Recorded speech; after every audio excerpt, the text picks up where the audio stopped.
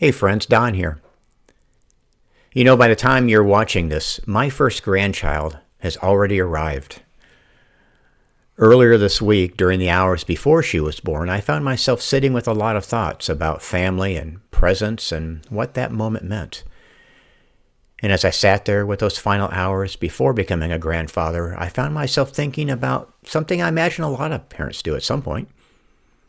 We look back on raising our kids and wonder what we might have done differently. We think about the mistakes we made, the moments we missed, and, well, frankly, the things we didn't even understand at the time. And as I moved through the hours before a new generation entered the world, one thought kept coming back to me. This brand new, beautiful human being is going to get to meet a version of me that her father only saw in pieces. Now, that's not to take anything away from my role as a dad.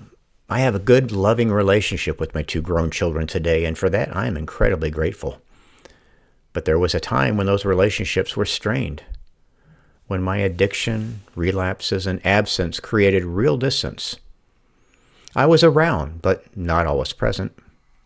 I loved them, but I didn't always show it well. And she does never have to know that version of me as long as I keep doing what I'm doing today. There's something very humbling in that. Recovery didn't erase the past, but it has changed the person standing here now. It's allowed me to show up with more steadiness, more clarity, and more presence. To love without disappearing. To be someone who can be counted on. During those hours of waiting, I noticed how differently I was experiencing them. I wasn't drifting off into thoughts about who this child might become. I wasn't rushing ahead to the future. I wasn't caught up in expectations or milestones. I was just there, sitting with the moment, aware that a new life was about to arrive. And honestly, that was enough. With the birth of this child comes a continuation of the generations that came before her. When her parents look into her for the first time, they won't just be seeing their child. They'll be seeing familiar expressions, old family traits, pieces of themselves, and echoes of people who came before them. Moments like that have a way of opening something bigger than any one of us. There's a Buddhist teaching that says, if you look closely at your hand, you can see all the generations that came before you.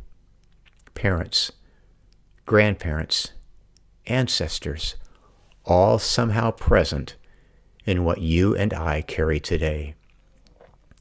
Knowing that she carries all of that forward felt meaningful in a way that's hard to explain. Moments like this have a way of doing that. A new life enters the world, and suddenly the past, the present, and the future feel connected in a very real way.